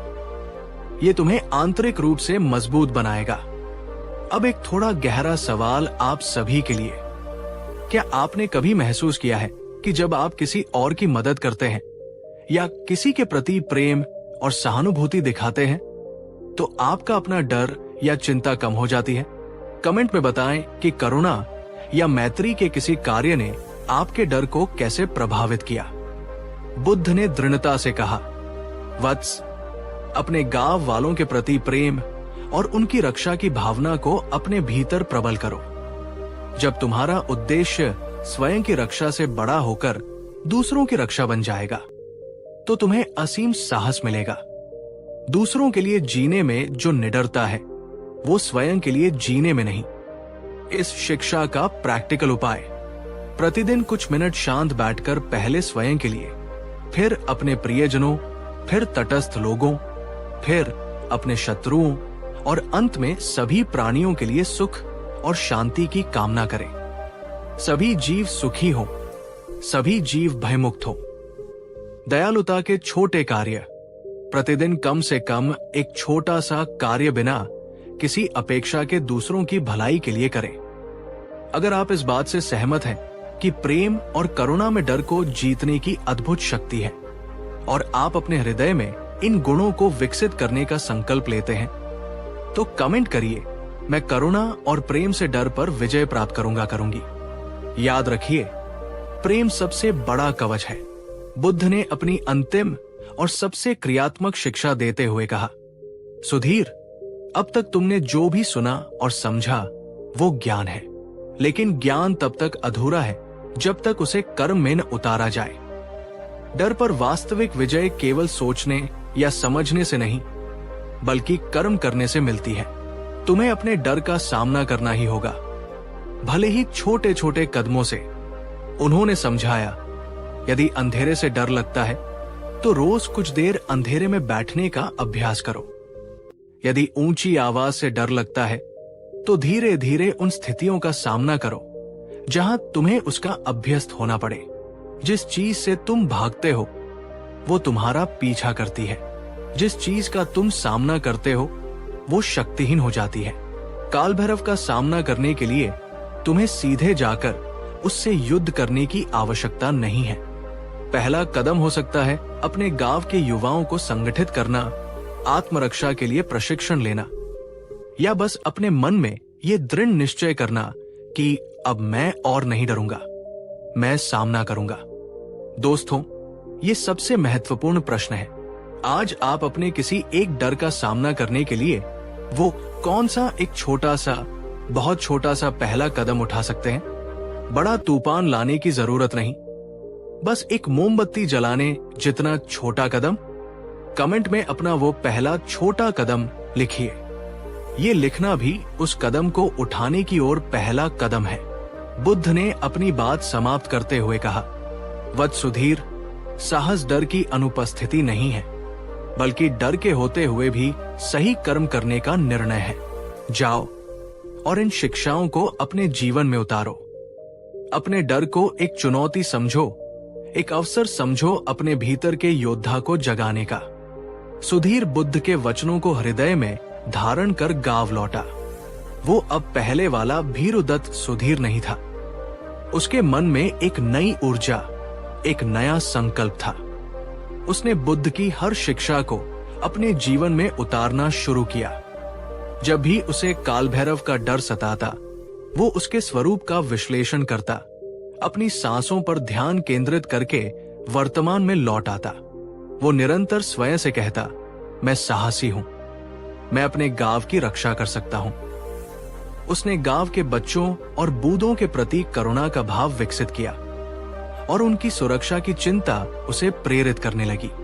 सबसे महत्वपूर्ण, उसने कर्म करना शुरू किया। पहले उसने गांव के कुछ युवाओं से डरते डरते बात की, उन्हें आत्मरक्षा के लिए संगठित होने का सुझाव दिया। कुछ ने उसका मजाक उड़ाया, पर कुछ उसकी बातों में सच्चाई देखकर उसके साथ हो लिए। सुधीर ने उन्हें लाठी चलाना और संकट के समय एक दूसरे का साथ देने का प्रशिक्षण देना शुरू किया, जो उसने कभी किसी पूर्व सैनिक से सीखा था। हर दिन वो थोड़ा और साहसी बनता गया। कुछ महीनों बाद काल भैरव और उसके साथी एक बार फिर गांव की ओर बढ़े, लूटपाट के इरादे से। पहले की तरह गांव वाले घरों में छिपने लगे। लेकिन इस बार कुछ अलग था। सुधीर, जो अब भीरुदत्त नहीं बल्कि मन से अभ्यदत्त, अभय देने वाला बन चुका था, अपने प्रशिक्षित साथियों के साथ गांव के मुहाने पर खड़ा हो गया। उसके हाथ कांप नहीं रहे थे, उसकी आवाज में दृढ़ता थी। काल भैरव ने जब सुधीर और उसके मुट्ठी भर साथियों को देखा तो वो हंसा। अरे, ये तो वही डरपोक सुधीर है, आज मरने का शौक चढ़ा है क्या? सुधीर ने गहरी सांस ली, बुद्ध के वचनों को याद किया। उसने अपनी डर की भावना को देखा, स्वीकार किया और फिर उसे अपने संकल्प और गांव वालों के प्रति करुणा से ढक दिया। उसने दृढ़ आवाज में कहा, काल भैरव, अब ये गांव तुम्हारी लूट का शिकार नहीं बनेगा। हम अपने प्राणों की आहुति दे देंगे, पर अपने परिवार और अपनी मिट्टी की रक्षा करेंगे। ये अप्रत्याशित प्रतिरोध देखकर काल भैरव और उसके साथी कुछ क्षण के लिए ठिठके। सुधीर और उसके साथियों ने जिस साहस और एकता का प्रदर्शन किया, उससे डाकुओं के मन में भी भय उत्पन्न हुआ। छोटी सी झड़प हुई, पर गांव वालों के संगठित प्रतिरोध और सुधीर के नेतृत्व ने डाकुओं के हौसले पस्त कर दिए। उन्हें एहसास हुआ कि ये गांव अब आसान शिकार नहीं रहा। वे बिना अधिक नुकसान पहुंचाए पीछे हट गए। उस दिन के बाद सुधीर पूरे गांव के लिए एक नायक बन गया। वो भीरुदत्त से वीर सुधीर कहलाने लगा। उसने ये साबित कर दिया कि डर पर विजय पाई जा सकती है और कायरता कोई स्थायी अभिशाप नहीं है। तो मेरे प्यारे दोस्तों, सुधीर की ये अद्भुत रूपांतरण की कहानी और बुद्ध की कालजयी शिक्षाएं हमें यही विश्वास दिलाती है कि हम में से हर कोई अपने डर पर विजय पा सकता है। निडरता कहीं बाहर से नहीं आती, वो हमारे अपने भीतर ही छिपी होती है। बस उसे जगाने की, उसे पोषित करने की आवश्यकता होती है। क्या सुधीर की कहानी ने आपके भीतर भी साहस की कोई चिंगारी जलाई? क्या बुद्ध के वचनों ने आपको अपने डर को एक नए दृष्टिकोण से देखने में मदद की? अगर आपका उत्तर हाँ है, तो आज से ही इन 5 शिक्षाओं को अपने जीवन का मार्गदर्शक बना लीजिए। अपने डर को समझिए, वर्तमान में रहिए, सकारात्मक सोचिए, करुणा का अभ्यास कीजिए और सबसे महत्वपूर्ण, छोटे छोटे साहसिक कदम उठाइए। यकीन मानिए, हर छोटा कदम आपके आत्मविश्वास को बढ़ाएगा और आपके डर को कम करेगा। चेनाई 4। क्या आपका मन एक अनियंत्रित घोड़े की तरह आपको कभी अतीत की धूल भरी गलियों में ले जाता है, तो कभी भविष्य की अनिश्चित चिंताओं में भटकाता है? क्या आप शांति चाहते हैं, पर आपका मन आपको चैन से बैठने नहीं देता? एक विचार आता है, फिर दूसरा, फिर तीसरा, और आप बस उनके पीछे भागते रहते हैं, थकते रहते हैं, हारते रहते हैं। अगर हाँ, तो आज का ये वीडियो आपके लिए है। आज हम उस सबसे बड़ी गुलामी से आजादी की बात करेंगे जो हमें किसी और ने नहीं बल्कि हमारे अपने मन ने दी है। और इस आजादी का मार्ग दिखाया है स्वयं भगवान गौतम बुद्ध ने। आज हम जानेंगे कि कैसे अपने मन के गुलाम नहीं बल्कि मालिक बने। ये सिर्फ एक जानकारी नहीं, ये एक रूपांतरण की यात्रा है। लेकिन इस यात्रा को शुरू करने से पहले मैं आपसे एक सीधा सवाल पूछना चाहता हूं। ईमानदारी से जवाब दीजिएगा। दिन भर में कितनी बार आपको ऐसा लगता है कि आपका मन आपके नियंत्रण में नहीं बल्कि मन आपको नियंत्रित कर रहा है? नीचे कमेंट में टाइप करें, अक्सर, कभी कभी या बहुत कम। मैं आपके जवाबों का इंतजार करूंगा। तो चलिए, अपने दिल और दिमाग को खोलकर इस अद्भुत ज्ञान को ग्रहण करने के लिए तैयार हो जाइए, क्योंकि आज जो आप सुनेंगे वो आपकी जिंदगी बदल सकता है। तो चलिए, अपने मन को एकाग्र करके एक गहरी सांस लेकर बुद्ध के इन जीवन बदलने वाले नियमों को जानने और समझने का प्रयास करते हैं। बहुत समय पहले की बात है। एक विशाल और समृद्ध साम्राज्य का एक प्रतापी सम्राट था जिसका नाम था विक्रमादित्य। हम उसे ये काल्पनिक नाम देते हैं। सम्राट विक्रमादित्य के पास धन, शक्ति, विशाल सेना और हर प्रकार का ऐश्वर्य था। उसकी प्रजा उससे प्रेम करती थी और शत्रु उसके नाम से कांपते थे। लेकिन इतनी सारी उपलब्धियों और सुख सुविधाओं के बावजूद सम्राट का मन अक्सर अशांत रहता था। उसे रात को ठीक से नींद नहीं आती थी। राज्य की चिंताएं, भविष्य की आशंकाएं और कभी कभी अनजाने भय उसके मन पर हावी रहते थे। वो अपने ही विचारों का कैदी बन गया था। उसने कई राजवैद्यों, ज्योतिषियों और पंडितों से सलाह ली, पर कोई भी उसे स्थायी शांति नहीं दिला सका। एक दिन सम्राट ने अपने एक विश्वस्त मंत्री से अपने मन की पीड़ा व्यक्त की। मंत्री ने उसे बताया कि पास के ही एक वन में आत्मज्ञानी भगवान बुद्ध अपने भिक्षुओं के साथ ठहरे हुए हैं और उनके पास जीवन की हर गुत्थी का समाधान है। सम्राट ने अपनी राजसी वेशभूषा त्याग कर एक साधारण नागरिक का वेश धारण किया और अकेले ही बुद्ध से मिलने चल पड़ा। वो बुद्ध के समक्ष पहुंचा। बुद्ध एक पीपल वृक्ष के नीचे शांत भाव से ध्यानस्थ थे। उनके चेहरे पर अलौकिक तेज और असीम शांति थी, जिसे देखकर ही सम्राट के मन को कुछ शीतलता मिली। जब बुद्ध ने आंखें खोली तो सम्राट ने उन्हें प्रणाम किया और हाथ जोड़कर कहा, भगवन, मैं इस विशाल साम्राज्य का अधिपति हूं। मेरे पास संसार के समस्त सुख है, पर मेरे मन में तिल भर भी शांति नहीं है। मेरा मन हर समय विचारों के तूफान में घिरा रहता है। मैं अपने ही मन का दास बन गया हूं। कृपा करके मुझे अपने मन पर राज करने का, उसे वश में करने का मार्ग बताएं। बुद्ध ने सम्राट की ओर करुणापूर्ण दृष्टि से देखा और मुस्कुराए। उन्होंने कहा, राजन, तुम्हारा प्रश्न बहुत महत्वपूर्ण है।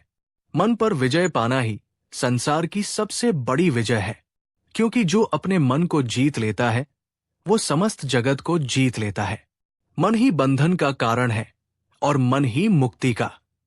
सम्राट ने उत्सुकता से पूछा, भगवन, ये कैसे संभव है? ये चंचल मन कैसे वश में होगा? बुद्ध ने कहा, मैं तुम्हें 3 सरल पर अत्यंत शक्तिशाली नियम बताता हूं। यदि तुमने इन्हें अपने जीवन का आधार बना लिया तो तुम न केवल अपने मन पर राज कर सकोगे, बल्कि जीवन के हर क्षेत्र में सफलता और शांति प्राप्त करोगे। और तब बुद्ध ने अपने वे 3 नियम बताने शुरू किए, जो मन को साधने की कुंजियां है। बुद्ध ने अपना पहला नियम बताया, राजन, मन का स्वभाव है विचार उत्पन्न करना, जैसे नदी का स्वभाव है बहना। तुम विचारों को आने से रोक नहीं सकते और न ही तुम्हें उन्हें रोकने का प्रयास करना चाहिए। समस्या विचार नहीं, बल्कि विचारों के साथ तुम्हारा तादात्म्य है, तुम्हारा उनके साथ एक हो जाना। उन्होंने समझाया, जब कोई विचार मन में आता है, चाहे वो अच्छा हो या बुरा, सुखद हो या दुखद, तुम तुरंत उसमें लिप्त हो जाते हो। यदि क्रोध का विचार आता है तो तुम क्रोधित हो जाते हो। यदि भय का विचार आता है तो तुम भयभीत हो जाते हो। तुम ये भूल जाते हो कि तुम विचार नहीं हो, तुम विचारों को देखने वाले हो, उनके साक्षी हो। कल्पना करो कि तुम एक नदी के किनारे बैठे हो और नदी में विभिन्न प्रकार की वस्तुएं बह रही हैं, लकड़ियां, पत्ते, फूल और कभी कभी कूड़ा करकट भी। तुम बस किनारे पर बैठकर उन्हें देख रहे हो। तुम नदी में कूदकर उन वस्तुओं को पकड़ने या उनसे लड़ने की कोशिश नहीं कर रहे। ठीक इसी प्रकार अपने मन में आने जाने वाले विचारों को भी एक तटस्थ दृष्टा या साक्षी भाव से देखो। उन्हें आने दो, उन्हें जाने दो, उनसे अपनी पहचान मत जोड़ो। दोस्तों, अब एक सवाल आपसे ईमानदारी से जवाब दीजिएगा। जब आपके मन में कोई नकारात्मक या परेशान करने वाला विचार आता है, तो क्या आप अक्सर उसके प्रवाह में बह जाते हैं और घंटों उसी के बारे में सोचते रहते हैं, या आप उस विचार को एक बाहरी दर्शक की तरह देख पाते हैं? कमेंट में लिखिए, मैं विचारों में उलझ जाती हूं, या मैं दृष्टा बनने का प्रयास करता हूं। आपका अनुभव हम सभी के लिए सीखने का अवसर है। बुद्ध ने सम्राट से कहा, राजन, जिस क्षण तुम अपने विचारों से दूरी बनाना सीख लोगे, उसी क्षण तुम उन पर नियंत्रण पाना शुरू कर दोगे।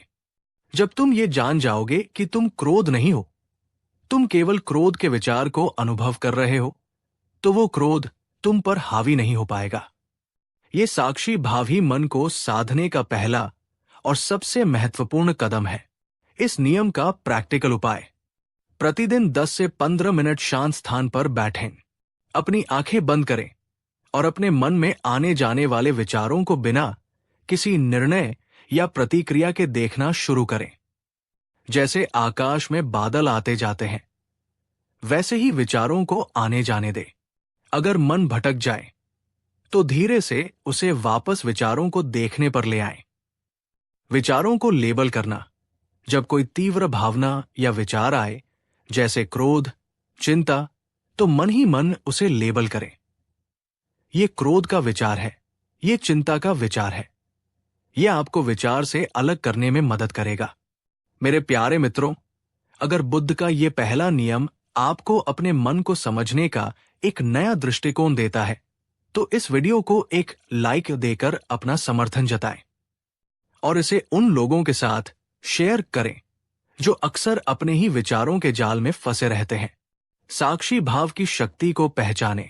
बुद्ध ने सम्राट को देखते हुए, जो अब और अधिक ध्यान से सुन रहा था, दूसरा नियम बताया: राजन, मन की अशांति का दूसरा बड़ा कारण है उसका या तो बीते हुए कल में भटकना या आने वाले कल की कल्पनाओं में उलझना। तुम्हारा मन या तो अतीत की गलतियों पर पछताता रहता है, या खोए हुए अवसरों का शोक मनाता है, या फिर भविष्य की अनिश्चितताओं और भयों को लेकर चिंतित रहता है। उन्होंने समझाया, सत्य तो यह है कि अतीत अब मौजूद नहीं है, वो केवल एक स्मृति है, और भविष्य अभी आया नहीं है, वो केवल एक संभावना है। एकमात्र वास्तविकता, एकमात्र सत्य वर्तमान क्षण है। ये क्षण जिसमें तुम जी रहे हो, सांस ले रहे हो। जब तुम्हारा मन वर्तमान क्षण में पूरी तरह से उपस्थित होता है, तो उसे व्यर्थ की चिंता करने या पछताने का अवसर ही नहीं मिलता। जब तुम भोजन कर रहे हो, तो केवल भोजन करो, उसके स्वाद और गंध का अनुभव करो। जब तुम अपने परिवार के साथ हो, तो पूरी तरह से उनके साथ रहो। जब तुम कोई कार्य कर रहे हो, तो अपना पूरा ध्यान उसी कार्य में लगाओ। मन को एक समय में एक ही स्थान पर केंद्रित करने का अभ्यास करो। वर्तमान क्षण में एक महत्वपूर्ण प्रश्न आप सभी से ध्यान से सोचकर उत्तर दें। आपका मन दिन का कितना प्रतिशत समय वर्तमान में रहता है और कितना प्रतिशत अतीत या भविष्य में भटकता रहता है? क्या आप अक्सर वर्तमान के महत्वपूर्ण पलों को सिर्फ इसलिए चूक जाते हैं क्योंकि आपका मन कहीं और होता है? कमेंट बॉक्स में अपने अनुभव साझा करें। यह जानना महत्वपूर्ण है कि हम अपने जीवन का कितना हिस्सा वास्तव में जी रहे हैं। बुद्ध ने गहरी शांति से कहा, राजन, जब तुम वर्तमान क्षण में जीना सीख लोगे, तो तुम पाओगे कि जीवन कितना सुंदर और सरल है। चिंताएं और भय अपने आप कम होने लगेंगे, क्योंकि वे या तो अतीत से जुड़े होते हैं या भविष्य से। वर्तमान क्षण में केवल शांति है, केवल अस्तित्व है। इसे माइंडफुलनेस या सजगता कहते हैं। दिन के छोटे छोटे कार्यों को पूरी जागरूकता के साथ करें। जैसे चाय पीते समय सिर्फ चाय के स्वाद, उसकी गर्माहट और सुगंध पर ध्यान दें। चलते समय अपने कदमों और अपने आसपास के वातावरण के प्रति सजग रहें। जब मन बहुत ज्यादा भटक रहा हो, तो रुकें और 5 चीजें देखें, 4 चीजें स्पर्श करें, 3 चीजें सुनें, 2 चीजें सूंघें और 1 चीज चखें, या किसी सकारात्मक गुण का चिंतन करें। यह आपको तुरंत वर्तमान में ले आएगा। दोस्तों, अगर आपको लगता है कि वर्तमान में जीने की ये कला आपके मन को शांत और केंद्रित कर सकती है, तो कमेंट में लिखिए, मैं वर्तमान क्षण में जीकर अपने मन पर राज करूंगी। और इस वीडियो को उन तक पहुंचाइए जो या तो अतीत की यादों में खोए रहते हैं या भविष्य की चिंताओं से घिरे रहते हैं। आपका ये संकल्प आपको जीवन के हर पल का आनंद लेने की शक्ति देगा। बुद्ध ने सम्राट को, जिसके चेहरे पर अब एक नई समझ की आभा थी, अपना तीसरा और अंतिम नियम बताया। राजन, तुम्हारा मन एक बगीचे की तरह है। यदि तुम उसमें अच्छे बीज नहीं बोओगे और उसकी देखभाल नहीं करोगे, तो उसमें जंगली घास-फूस और कांटेदार झाड़ियां अपने आप उगाएंगी। इसी प्रकार यदि तुम अपने मन को सकारात्मक, रचनात्मक और कुशल विचारों से प्रशिक्षित नहीं करोगे, तो उसमें नकारात्मक, विनाशकारी और अकुशल विचार स्वतः ही घर बना लेंगे। उन्होंने स्पष्ट किया, केवल विचारों को देखना या वर्तमान में रहना ही पर्याप्त नहीं है। तुम्हें सक्रिय रूप से अपने मन को सही दिशा में प्रशिक्षित करना होगा। अपने मन में प्रेम, करुणा, मैत्री, संतोष, कृतज्ञता और क्षमा जैसे गुणों को विकसित करने का प्रयास करो। जब तुम्हारा मन इन सकारात्मक भावनाओं से भरा रहेगा, तो नकारात्मक भावनाओं के लिए स्थान ही नहीं बचेगा। उन विचारों और गतिविधियों से बचो जो तुम्हारे मन को अशांत या नकारात्मक बनाती है। अच्छी संगत में रहो, प्रेरणादायक साहित्य पढ़ो और ऐसे कार्यों में संलग्न रहो जो तुम्हें और दूसरों को खुशी दे। जैसे एक कुशल सारथी अपने घोड़ों को सही दिशा में ले जाता है, वैसे ही तुम्हें भी अपने मन रूपी घोड़े को कुशलतापूर्वक साधना होगा। मैं आपसे पूछना चाहता हूं, मेरे मित्रों, और ये आत्मनिरीक्षण का प्रश्न है, आप अपने मन को पोषित करने के लिए प्रतिदिन क्या करते हैं? क्या आप जानबूझकर सकारात्मक विचारों को अपने मन में स्थान देते हैं, या आप उसे अपने हाल पर छोड़ देते हैं? आपकी दिनचर्या में ऐसी कौन सी गतिविधियां हैं जो आपके मन को शांत और सकारात्मक बनाती हैं? नीचे कमेंट में अपनी सकारात्मक आदतों को साझा करें। शायद आपकी कोई आदत दूसरों के लिए प्रेरणा बन जाए। बुद्ध ने शांति से कहा, राजन, मन का प्रशिक्षण एक सतत प्रक्रिया है। जैसे शरीर को स्वस्थ रखने के लिए निरंतर व्यायाम की आवश्यकता होती है, धैर्य और निरंतरता के साथ तुम अपने मन को अपना सबसे अच्छा मित्र और सबसे शक्तिशाली सहयोगी बना सकते हो। ये तुम्हारे हाथ में है। इस नियम का प्रैक्टिकल उपाय, प्रतिदिन सोने से पहले 3 ऐसी चीजों के बारे में लिखें जिनके लिए आप आभारी हैं। ये आपके मन को सकारात्मकता की ओर मोड़ेगा। प्रतिदिन कुछ मिनट शांत बैठकर पहले स्वयं के लिए, फिर अपने प्रियजनों, फिर तटस्थ लोगों, फिर कठिन लोगों और अंत में सभी प्राणियों के लिए प्रेम, दया और शुभकामनाएं भेजें। प्रेरणादायक किताबें पढ़ें, उत्थान करने वाला संगीत सुनें और ऐसे लोगों के साथ समय बिताएं जो सकारात्मक हो। दोस्त, क्या आप आज से अपने मन रूपी बगीचे में सकारात्मकता के बीज बोने और उसे प्रेम से सींचने का संकल्प लेते हैं? अगर हाँ, तो कमेंट में पूरी दृढ़ता से लिखिए, मैं अपने मन को सकारात्मक विचारों से प्रशिक्षित कर अपना सर्वश्रेष्ठ मित्र बनाऊंगा। और इस वीडियो को हर उस व्यक्ति तक पहुंचाइए जिसे अपने मन को नकारात्मकता से सकारात्मकता की ओर ले जाने की प्रेरणा चाहिए। सम्राट विक्रमादित्य ने बुद्ध के इन 3 नियमों को अपने हृदय की गहराइयों में उतार लिया। उसके मन का अंधकार जैसे छंटने लगा था। उसे वो मार्ग मिल गया था जिसकी उसे वर्षों से तलाश थी। उसने बुद्ध को कोटि-कोटि धन्यवाद दिया और एक नए संकल्प, एक नई दृष्टि के साथ अपने महल को लौटा। सम्राट ने बुद्ध के बताए नियमों को अपने दैनिक जीवन का अभिन्न अंग बना लिया। वो प्रतिदिन ध्यान करने लगा। अपने विचारों का साक्षी बनना उसने सीख लिया। वो छोटी छोटी बातों में वर्तमान क्षण का आनंद लेने लगा। उसने जानबूझकर अपने मन में कृतज्ञता, करुणा और प्रेम के भावों को पोषित करना शुरू किया। वो राज्य के कार्यों को भी अधिक सजगता और शांति से करने लगा। धीरे धीरे चमत्कार होने लगा। उसका मन शांत और स्थिर रहने लगा। उसकी निर्णय लेने की क्षमता और अधिक पैनी हो गई। उसे रात को गहरी और सुकून भरी नींद आने लगी। उसके चेहरे पर एक स्थायी मुस्कान और शांति रहने लगी। उसके मंत्री और प्रजा भी उसके इस सकारात्मक बदलाव को देखकर चकित और प्रसन्न थे। सम्राट विक्रमादित्य ने वास्तव में अपने मन पर राज करना सीख लिया था। वो समझ गया था कि बाहरी साम्राज्य कितना भी विशाल क्यों न हो, असली विजय तो अपने मन पर विजय पाना ही है। तो मेरे प्यारे मित्रों, सम्राट विक्रमादित्य की ये कहानी और बुद्ध के ये 3 शाश्वत नियम हमें यही सिखाते हैं कि मन पर राज करना कोई असंभव कार्य नहीं है।